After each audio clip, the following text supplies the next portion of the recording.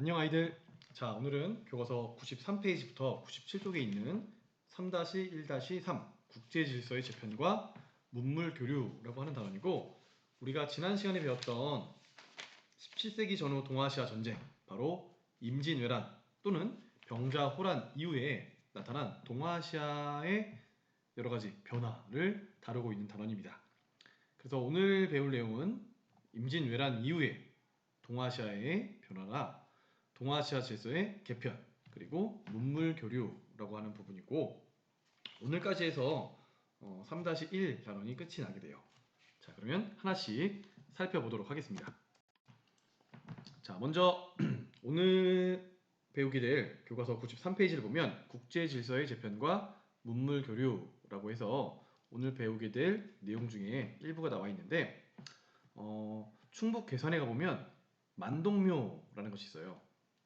만동묘. 지금 건물에 만동묘라고 써져 있죠.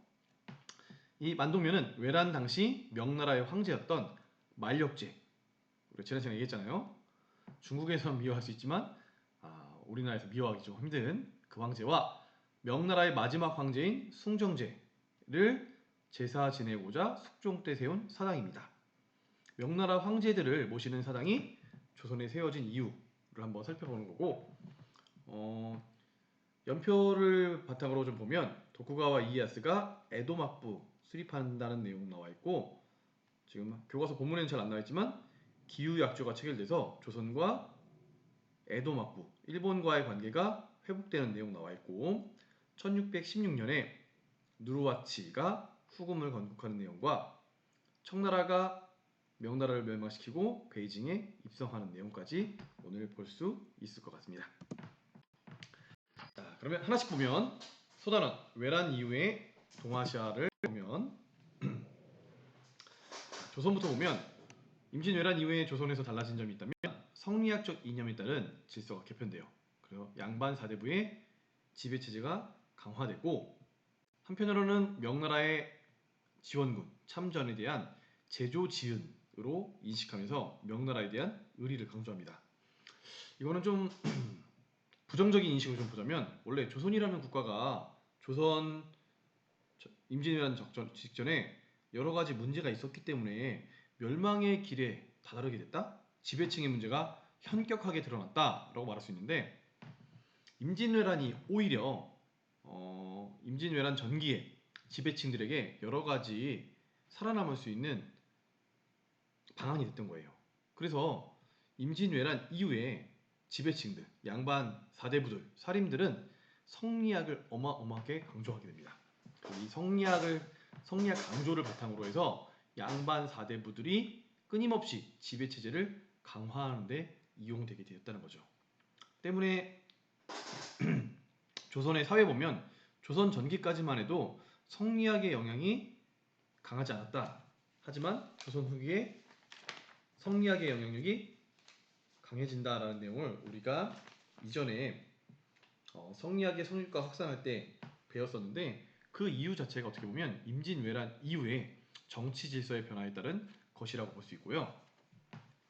제조지은이라는 말은 우리 교과서 93쪽에도 설명이 나와 있지만 망해가던 나라를 세워준 은혜인데, 제자가 두 제자예요. 다시 나라를 만들 수 있게끔 해준 은혜라고 하는, 다시 나라를 만들게 했던 은혜, 이건 갈짓자니까 라는 뜻인데, 이 제조지은이라는 말 자체가 조선왕조실록에 14번 정도가 나와요. 그만큼 조선의 양반 사대부들이 명나라에 대한 생각이 우리나라를 다시 만들게 해준 은혜라고 했고, 표현으로는 머리카락 한 올까지도 전부 다 명나라 황제의 은혜를 받았다라는 말을 할 만큼 명나라에 대한 사실상 충성을 하는 거죠.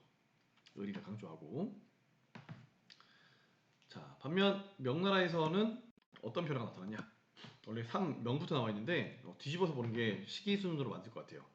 명나라가 임진왜란에 참전하면서 원래 북방에 있는 유목민족들을 잘 관리하고 있었는데 관리가 소홀해지게 됐다라고 얘기했고, 지난 시간에 얘기했죠. 그 틈을 이용해서 여진족의 누르와치가 부족별로 흩어져 있는 여진 부족들을 하나로 통합하게 됩니다.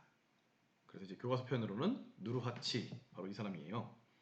누르하치가 임진왜란을 틈타 여진 부족을 하나하나 복속해 갔고, 그 결과 1616년이 되면 후금이라는 나라를 건국을 하게 됩니다.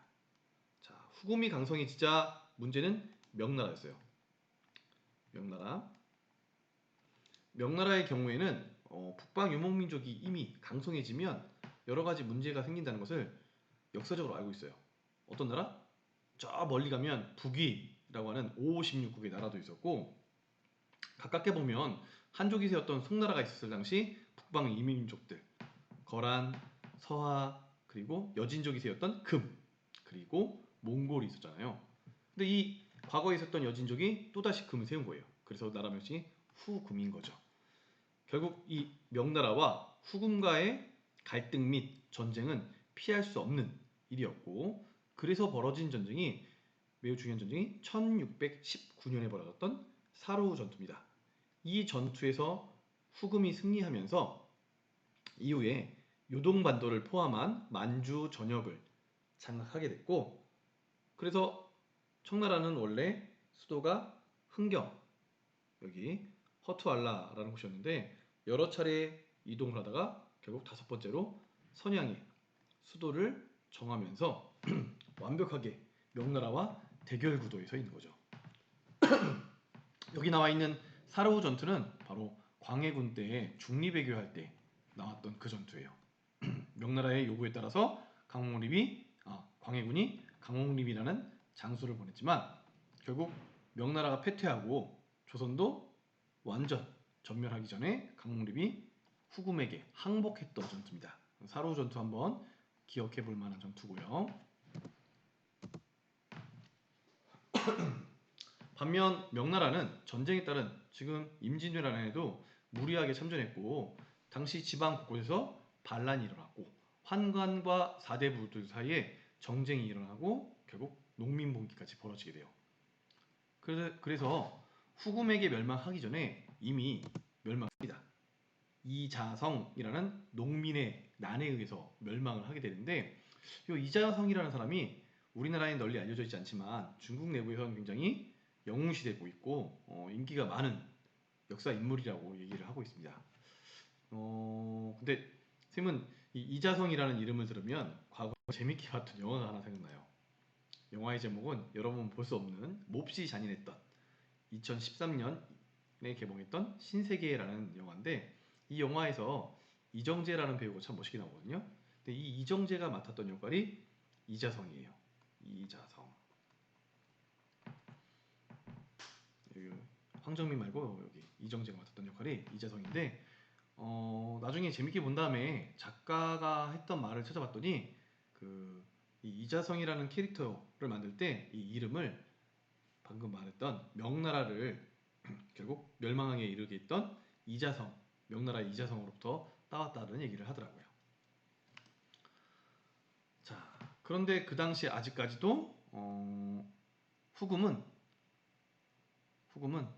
베이징까지 오지 못했어요. 왜냐면 만리장성을 넘지 못했거든요. 여기 만리장성 보이잖아요. 이 만리장성의 끝에 산해관이라고 불리는 관이 있었고, 관내로 들어오지 못하고 있었는데, 이 당시 산해관을 담당하고 있던 명나라 장수는 명나라 최고의 군대를 이끌고 있던 오삼계라고 하는 인물이었고, 이 오삼계나 상가희나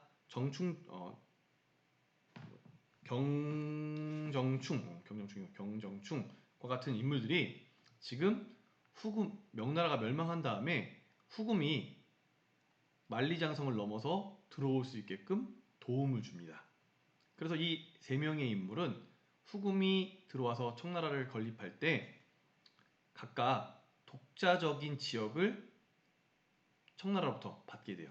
그 받았던 곳이 윈난성의 오삼계, 광저우의 상가이, 푸저우의 경정충이라는 사람이었고, 때문에 청나라 초기까지만 해도 청나라의 남부지방은 청나라가 직접 독자적으로 다스리지 못하고 이 세 명의 인물에 의해서 봉건제처럼 운영이 되게 돼요. 그들을 세계의 번부라고 해서 3번이라고 합니다. 이 세 사람을 3번이라고 불러요. 오삼계가 다스렸던 윈남부, 상가이의 광조 지역의 부, 번, 그리고 경정충의 이 푸조 지역의 번, 그래서 3번이 존재하고 있었고, 때문에 예전에 동아시아사가 만들어지지 얼마 되지 않은 다음에 이게 모의고사였나 수능이었나 이 문제가 나왔을 때 많은 학생들이 3번 하면 오삼계가 대표이기 때문에 오삼계 이름만 알고 있다가 이런 문제가 나와서 학생들을 깜짝 놀라게 했거든요. 문제는 밑줄 친 지금의 동아시아 상황으로 옳은 것이라는 문제였고, 현재 중국은 해외 무역을 엄격하게 금지하고 있는데, 그러면 해금 정책을 펼치고 있는데, 뒷단원에서 나오겠지만 해금 정책을 펼쳤던 명나라와 또는 청나라라는 것을 알 수 있는 내용이고, 여기에 저희가 사는 푸젠성이 여기 푸젠성에 지금 정남왕 경정충이 지배하고 있어서 그러면 3번이 지배하고 있었던 당시 청나라 초기구나 라는 것을 알아야만 맞출 수 있는 문제가 나왔었어요. 지금은 이제 경정충 이름까지 보니까 충분히 맞출 수 있지만 그 당시에는 이제 오삼계를 중심으로 봤기 때문에 아이들이 좀 놀랬던 것 같고, 문제를 풀어보면 생각보다 쉽거든요. 문제의 답은 5번이에요. 3번뿐만 아니라 청나라 건국에 반대했던 정성군과 같은 인물들이 타이완에서 반청운동하고 있었다가 답이 되는 문제인데, 끝까지 뒷단원까지 보고 나면 이 문제를 푸는데 어려움이 없을 거라고 생각됩니다. 어쨌든 이렇게 경정충 이름도 나오고 상가 이름도 나올 수 있다. 하지만 오삼계가 대표이긴 했다 라는 걸 볼 수 있을 것 같습니다. 결국 저 3번의 도움으로 이자성을 몰아내고 후금이 명칭을 바꿨던 청나라가 결국 중국을 지배할 수 있게 되었던 거죠. 자, 그래서 임진왜란 이후에 이런 일이 발생했고, 병자호란 이후에도 발생했고, 일본에서의 변화는 뭐냐면, 일본은 지난 시간에 잠깐 얘기 나왔는데 지난 단원에서 당시 교토 지방에 지배하고 있었던 사람은 도요토미 히데요시의 아들 도요토미 히데요리라는 인물이었는데, 원래 호시탐탐 도요토미 히데요시와 경쟁 관계에 있었던 사람이 도쿠가와 이에야스라는 사람이었고, 이 도쿠가와 이에야스가 도요토미에 밀려서 저 동쪽 변방으로 쫓겨갔으니 그 지역이 에도라는 지역이라고 했었어요. 하지만 도요토미 히데요시가 죽고 나서 이 도쿠가와를 중심으로 한 다이묘들의 집합과 도요토미 히데요리를 중심으로 하는 이 서쪽 지역의 다이묘들의 집합이 결국 경쟁 관계가 됐고 서로 전쟁이 벌어지게 됩니다. 그래서 도쿠가와를 따르는 사람들은 동쪽의 다이묘들이기 때문에 동군이라고 부르고, 이쪽은 그에 반면에 서쪽에 있기 때문에 서군이라고 불러서 서로 전투가 일어나는데, 전투가 일어났던 지역은 여기 가운데 있었던 세키가하라라는 지역이었고, 1600년에 이 세키가하라 전투가 벌어져서 결국 동군이 승리를 하게 돼요. 그래서 도쿠가와 이에야스가 결국 오다 노부나가에서 도요토미 히데요시로 이어졌던 전국 시대의 통일 과정의 완성을 보게 되는 사람이 도쿠가와 이에야스라는 인물이었고, 1603년에 에도의 막부를 수립하게 됩니다. 그래서 이때부터는 에도 막부 또는 도쿠가와 막부라고 부르고, 이 도쿠가와 막부는 다음에 다시 나오겠지만 뒷편에 나오겠지만 앞선 도요토미 히데요시와는 달리 조선과의 관계를 회복시키기 위해서 노력을 하게 돼요. 그 회복을 위해서 벌였던 노력으로 펼쳐졌던 것이 1609년의 기유약조입니다. 이 기유약조 체결된 이후에 통신사 오고 가고 하는 내용은 조금 이따가 다시 보도록 할게요. 자, 한편 임진왜란 이후에 동아시아 각국에 여러 질서가 재편되는데, 조선과 청나라를 좀 중심으로 보면 조선의 경우에는 병자호란 이후에 청나라와 조공-첩보 관계, 군신 관계, 임금과 신하의 관계가 표면적으로 맺어집니다. 하지만 표면적이었고, 이와는 다르게 인조의 아들이었던 효종을 중심으로 북벌 논의가 펼쳐지게 돼요. 그 가운데 있었던 사람이 조선왕조실록에 그 이름이 가장 많이 언급된다는 송시열이라는 인물입니다. 자, 잠깐 정리를 해보면 원래 광해군이 있었고 인조 반정으로 쫓겨났죠. 광해군의 펼쳤던 정책은 중립외교였는데 쫓겨나고 서인들이 광해군을 쫓아내고 인조를 왕으로 앉힌 다음에 인조 서인 정권이 갖고 있었던 대외 정책은 친명 배금 정책이었고 그로 인해서 정묘호란, 그 뒤로 청나라가 다시 쳐들어온 병자호란이 벌어지게 됐어요. 병자호란에서 지고 나서 삼전도의 굴욕을 겪는다고 했고 삼전도의 굴욕을 겪은 이후에 많은 신료들과 인조의 두 아들이 소현세자, 복림대군이 각각 소현세자와 복림대군이 각각 인질로 끌려갔다고 했고 인질 생활 끝에 소현세자가 돌아왔지만 의문의 갑작스러운 죽음을 당해서 결국 두 번째 아들이었던 복림대군이 왕으로 즉위하게 되니 이 인물이 바로 효종이라는 인물입니다. 그 효종은 이름부터가 벌써 효도와 효자가 붙어있잖아요. 아버지에 대한 효도예요. 인조 아버지에 대한 가장 좋은 효도는 뭐가 있겠어요? 바로 아버지에게 치욕을 안겨다 준 여진족에게 복수하는 것이 효도였고 그래서 실제로 실천하지는 못했지만 실행에 옮기지 못했지만 효종 주도로 북쪽에 있는 청나라를 정벌하자는 북벌론이 활발하게 전개되었다는 점이죠. 그래서 효종 시기에 오군영이 차근차근 만들어지다가 숙종 때 오군영이 완성됩니다.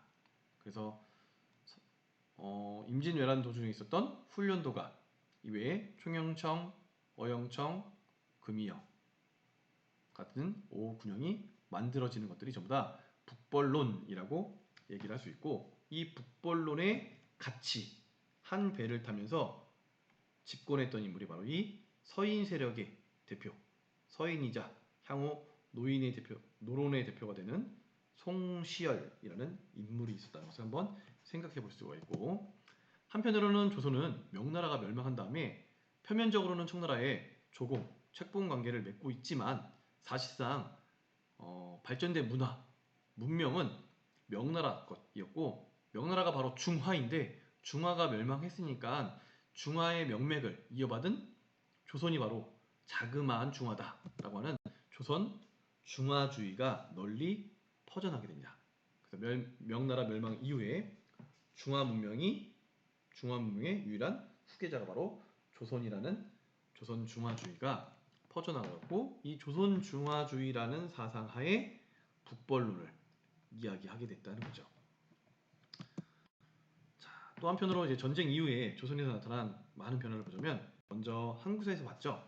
비변사의 기능 강화 대신 의정부와 육조의 유명무시라 이름은 있지만 하는 역할이 없는 그리고 왕권도 점차 약화되는 모습을 보여주게 되었고 군대 제도는 오군영제도 대표적인 거 훈련도감 훈련도감이 뭐가 특이한데 대표죠? 훈련도감은 상비군이었죠.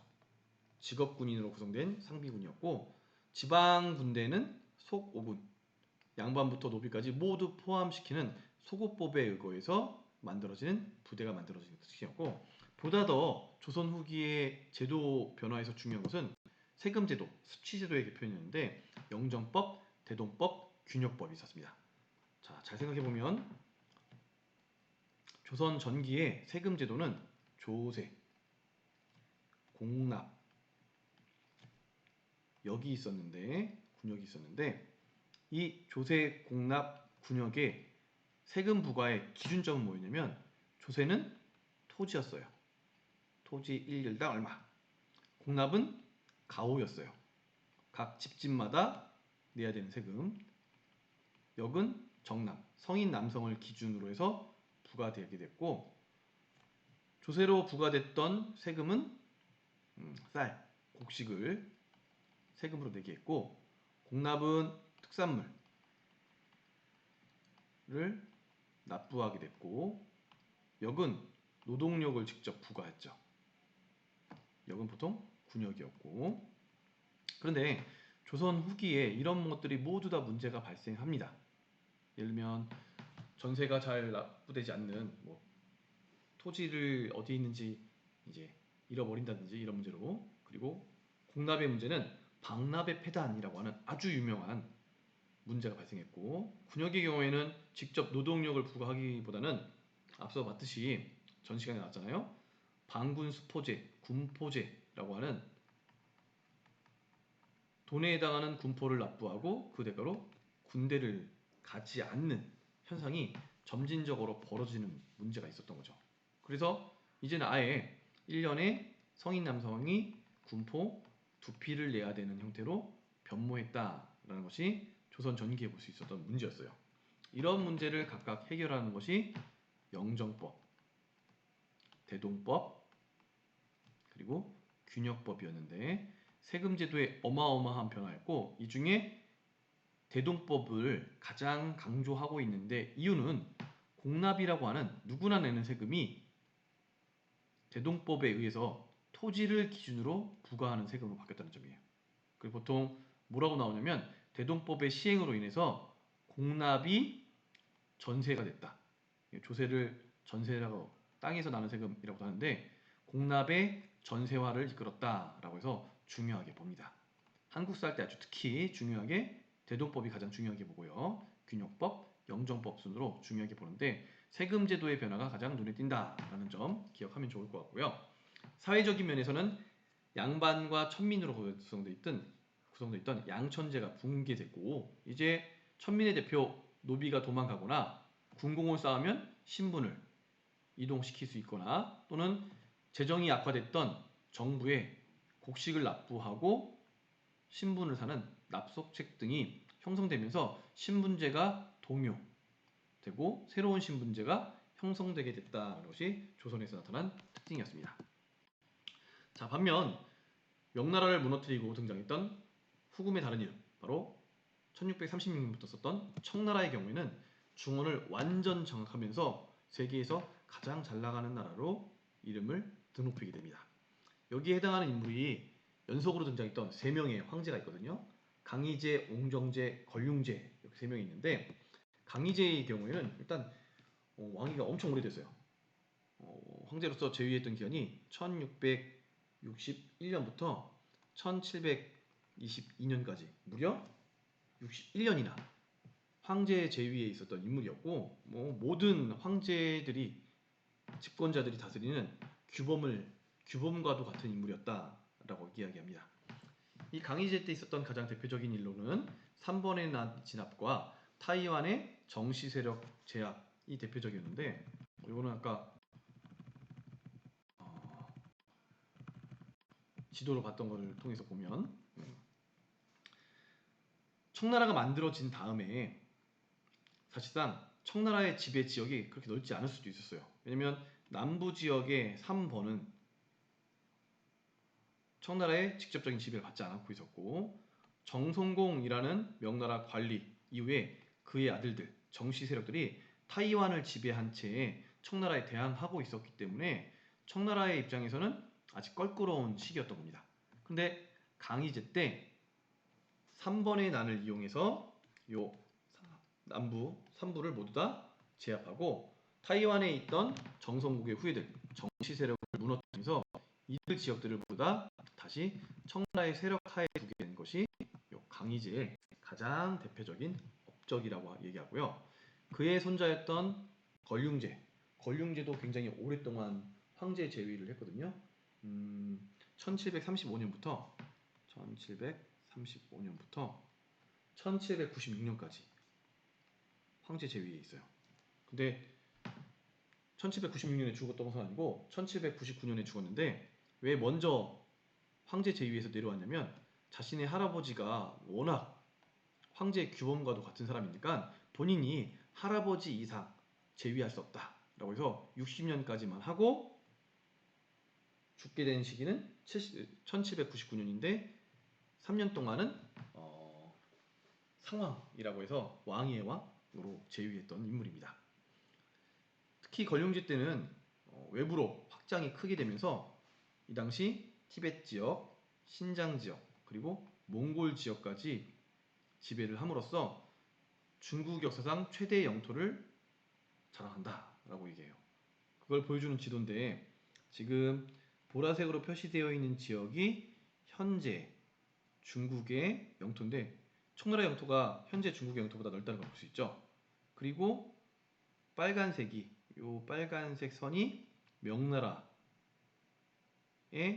국경선인데 걸륭제 때 국경선이 요 파란 선이에요. 어마어마하게 넓은 영토를 자랑했던 인물이 바로 걸륭제입니다. 그래서 강희제, 걸륭제 좀 기억하면 좋겠고 그 중간에 들어갈 인물이 한 명 있는데 그것은 본문이 없고 94쪽 하단에 더 알아보기에 있더라고요. 그 인물은 바로 옹정제라는 인물이에요. 옹정제는 한 16년 정도? 1722년부터 1735년까지 한 13년 정도 제위했던 인물인데 이 황제도 중요한 역할이 있거든요. 이 황제가 썼던 책이 하나 있으니 그 책이 대의 강미록이라는 책이고 이 책에 담겨져 있는 내용이 이민족이었던 여진족이 중원을 차지하고 있는데 그것에 대한 지배의 합리화를 이야기해요. 청나라의 지배자들은 중화와 이족의 구분이 의미 없다라고 주장한 책 내용이 대의 강미록인데 한번 책의 내용을 보면 교과서 94페이지 하단 송시열 이야기와 청나라의 옹정조 이야기와 일본의 야마자키 안사이의 이야기를 바탕으로 해서 자국 중심의 자기 나라 중심의 중화주의를 얘기합니다. 내용을 한번 읽어보면 병자호란과 명나라의 멸망은 조선 지식인에게 커다란 충격을 주었다. 지난 200년 동안 명주도의 국제 질서를 규정한 화이론, 중화와 이적, 중화 문명과 오랑캐론에 대한 문제의식이 전면에 나타났다. 그래서 송시열을 비롯한 지식인들은 조선 중화주의를 내세우면서 조선의 정체성을 재확립하고자 하였고 송시열이 썼던 해동의 하늘과 땅은 주나라를 높이 받드는 것이 대의다라고 하는 이 8글자는 조선 중화주의의 대표적 인물인 그를 상징적으로 표현한다. 바로 이 글이죠. 해동의 하늘과 땅. 자, 반면 청나라의 옹정제는 대의강미록이라는 책을 편찬했는데 오랑캐라 하더라도 천명을 받으면 중원을 지배할 수 있다라는 만주족의 중원 지배를 합리화했습니다. 이 만주족이라는 표현은 누르하치 때부터 여진족이라는 명칭 대신에 만주족이라고 쓰게 했어요. 그래서 만주족이 곧 여진족입니다. 옹정제는 여진족이었던, 다시 말하면 만주족이었던 본인들이 한족을 지배하고 있지만 너네가 오랑캐라고 부르지 마라. 우리 오랑캐라 부르더라도 우리가 바로 하늘의 명령에 따라서 중국을 지배할 수 있었다. 때문에 우리의 지배는 정당하다라고 하는 합리화를 내세웠던 거고 마지막으로 일본의 야마자키 안사이라고 하는 관료는 일본형 화의관을 내세우면서 만세 일계 영원토록 하나의 계통으로만 이어지는 덴노 천황을 얘기하면서 우리가 바로 신의 나라다. 신국으로서의 일본의 정체성을 중화적 정체성을 설명하였다. 이 시기 청나라, 조선, 일본은 모두 자신이 속한 집단이 중화로 인식하는 공통점을 가지고 있다라고 이야기합니다. 그래서 양난 이후에 각각 청나라, 조선, 일본에서 우리가 바로 진정한 문명, 중화다라고 인식했다는 이야기를 볼 수가 있습니다. 자, 이제 마지막으로 이제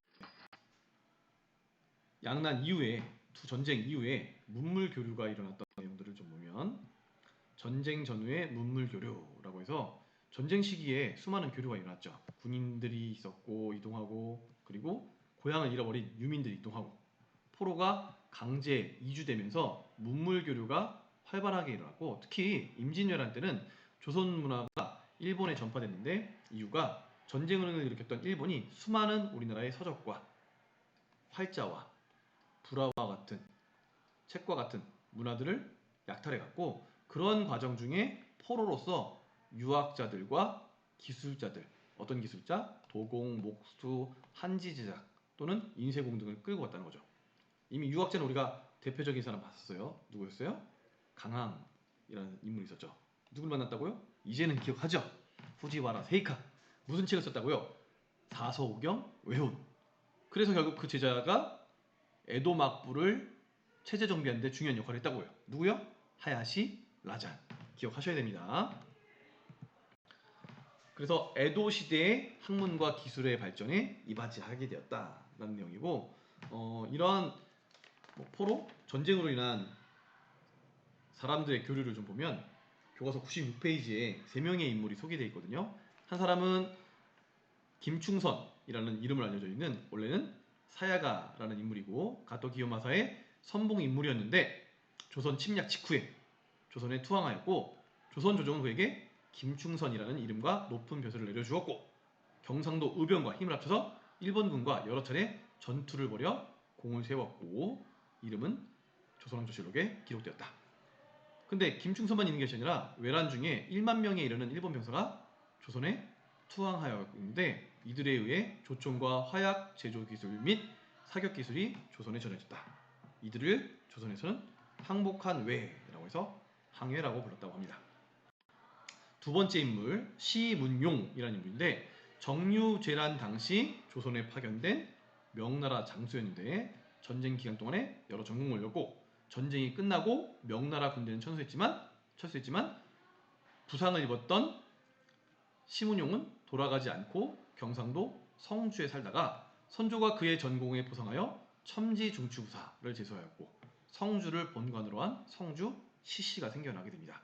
시문용은 여러가지 제주, 군사, 풍수, 의술에 능통하였는데 광해군 때 영의정에 오른 정인홍의 추청을 받아서 경희군, 인경궁 등의 궁궐과 왕릉 축조 사업에 참여하여 많은 업적을 쌓았다. 하지만 광해군 정권이 이때 무슨 사건? 인조 반정으로 몰락하면서 후원자였던 정인홍과 함께 처형되었는데 실록에는 토목공사를 일으켜 백성에게 가혹하게 세금을 걷었다는 제목으로 기록되었다. 그래서 시문용 유업이 한번 볼 수 있고요. 마지막 세 번째 인물 이삼평이라는 인물. 아까 앞서 일본의 기술자가 끌려갔다고 했는데 도공의 대표로 알려져 있는 인물이고 이 이삼평은 조선의 도공이었는데 임진왜란 때 일본의 포로로 끌려갔고 도자기 원료인 고령토를 찾아 엄중한 감시를 받으며 자기를 만들었는데 이 자기를 아리타 자기라고 하고 이 이후 아리타 자기는 명멸망 이후에 자기 생산이 중국에서 주춤하던 틈을 타서 대량으로 판매를 유럽에 했다는 거죠. 그래서 유럽에서는 일본 자기 최고라고 하는데 그 일본 자기를 만들었던 시조가 바로 이삼평이고 그래서 아리타라는 마을에 가보면 도자기를 만드는 시조 이삼평의 비석이 있다는 것도 확인해 볼 수 있습니다. 이삼평도 한번 기억해 볼 만하겠네요. 자, 그 밖에 다시 본문으로 와서 조선에 들어온 문물을 보면 담배 등이 전래됐대요. 근데 담배만 들어온 것이 아니라 조선 후기에 아마 임진왜란 병작을 한 시기에 담배뿐만 아니라 감자나 고구마나 고추나 이런 외래 작물들이 들어오기 시작했던 것으로 보여지고 있고요. 그래서 조선 후기에 재배됐던 작물들이라고 얘기하고 있고 서양 문물도 전래됩니다. 특히 누구에 의해서 깊었냐면 인조의 첫 번째 아들이었던 소현세자가 만났던 인물이 있어요. 청나라의 볼목 인질로 가 있던 소현세자가 당시 청나라에 들어와 있던 선교사 아담 샤를 만났는데 아담 샬로부터 서양의 여러 문물들을 받았다는 거죠. 뭐 예를 들면 자명종이랄지 또는 천리경 같은 것을 받았고 아담 샤를 영향을 받아서 천문학 또는 천주교 관련 책을 가지고 조선에 귀국했고 향후에 아담 샬이 조선에 방문했으면 좋겠다라는 약속까지 받고 왔기 때문에 소현세자가 만약에 왕이 됐다면 정말 새로운 개혁을 일으키는 군주가 되지 않았을까라는 많은 사람의 희망을 품고 있는 거예요.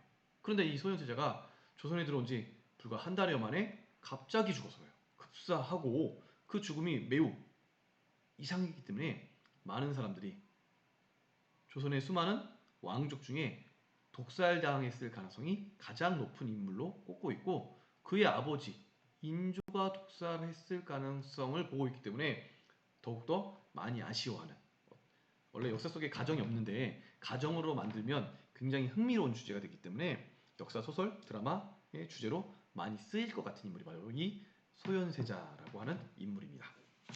하지만 이제 실제 역사 속에서는 가지고 왔지만 큰 변화를 일으키지는 못했고 오히려 그의 동생이었던 복림대군이 효종으로 즉위하면서 북벌론이 크게 일어나게 되는 내용을 볼 수가 있었고요.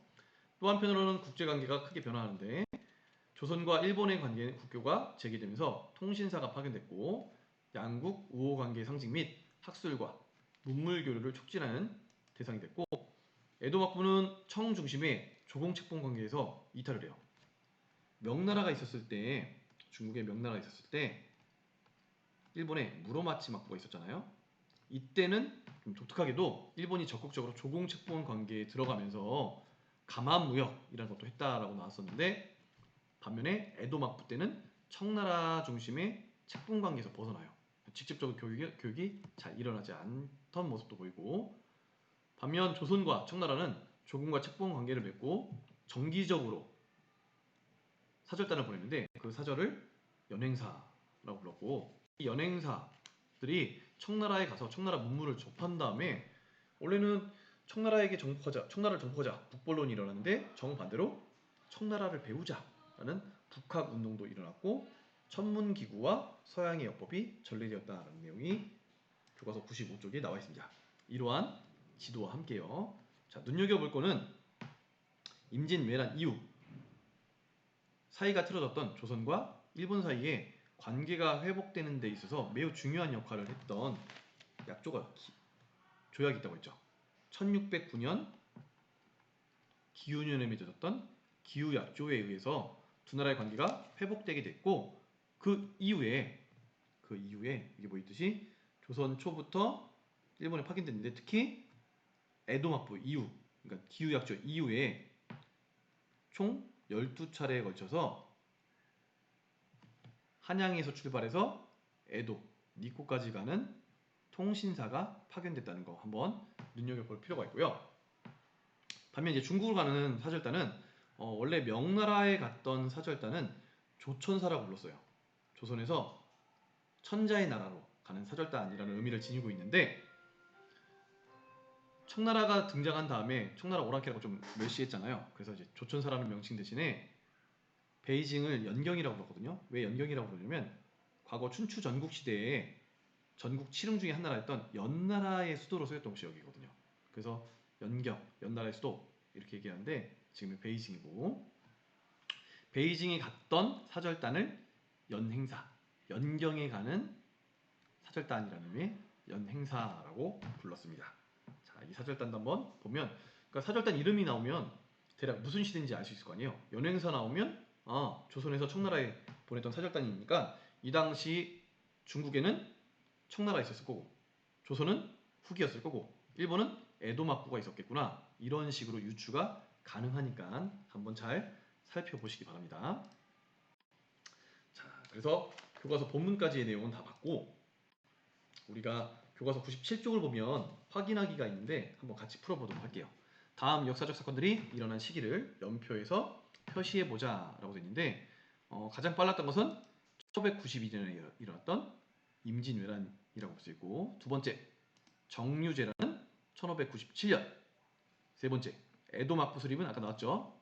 1603년 다음 후금이 건국된 시기는 1616년 누구에 의해서? 누르하치에 의해서 누르하치 다음 인조 반정이 일어난 시기는 1623년 후금이 건국된 다음에 뭐 전투도 하나 뭐 있었죠. 후금과 명나라의 전투였는데 광해군한테 군대를 보내라고 해서 광해군이 중리 외교를 펼치기 위해 강홍립을 보냈던 그 전투 무슨 전투요? 사르후 전투 1619년에 있었던 전투고 자 결국 인조 반정 이후에 친명배금 정책을 쓰자 후금이 쳐들어왔던 사건 후금이 쳐들어왔던 거죠 이건 후금이 쳐들어왔던 사건 정묘후란 1600 그리고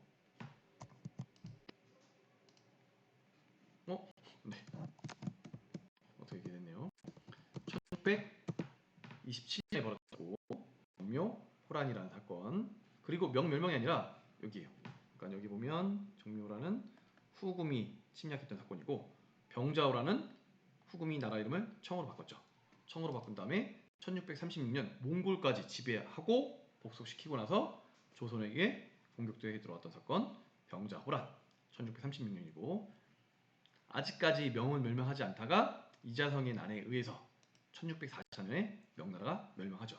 자, 앞서 봤던 내용들을 좀 정리해 놓은 내용이고 이번 문제 임진왜란과 병자호란 이후 각 나라의 정세 변화를 정리한 표다. 빈칸을 채워보자. 자, 중국 본토와 만주에서는 임진왜란 이후에 명나라가 약화됐고 여진족이 성장해서 후금을 건국한다고 했고 임진왜란 이후에 조선에서는 명나라에 대해서 나라를 다시 만드는 은혜, 제조지은의 의식이 가지게 됐고 일본과의 국교가 재개되면서 1609년 기후약조 이후에 통신사가 파견되게 됐고 반면 인조반정 이후에는 친명, 배금의 외교 정책을 썼다. 때문에 병자호란 이후에는 누가 망하냐면 명나라가 멸망하고 대신 청나라 중심의 국제 질서가 수립되게 됐다. 이때 청 중심의 국제 질서를 완벽하게 만드는 3명의 황제가 나왔었죠. 차례대로 강희제, 옹정제, 걸륭제 기억하시면 좋겠고요. 조선에서는 청나라와 조공척봉 관계를 맺게 됐는데 그래서 사절단으로 연행사를 보내게 됐고 표면적으로는 조공척봉 관계를 맺었지만 속으로는 꼭 정벌해야지 청나라를 이라고 하는 북쪽에 있는 청나라를 정벌하자는 북벌론이 되었고 한편으로는 저들이 청나라가 아무리 군사적으로 강해도 저들은 오랑캐야. 이제 중화주의는 우리가 가지고 있어. 조선 중화주의가 대두됐다라고 했습니다.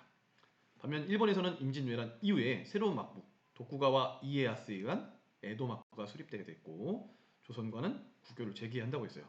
1609년 기후약조. 하지만 명나라 그리고 그 뒤에 등장한 청나라와는 국교를 맺지 않았다라는 것이 특징이라고 이야기했었습니다. 마지막 사료가 나와 있는 3번 문제인데 다음 자료를 읽고 물음에 답해보자. 가 자료 봤더니 일단 자료가 송자대전이에요. 송자? 아까 송시 쓴 사람 나왔잖아요. 송시열이에요. 송시열. 송시열 대전. 뭐라고 하는가 봤더니 안타깝도다.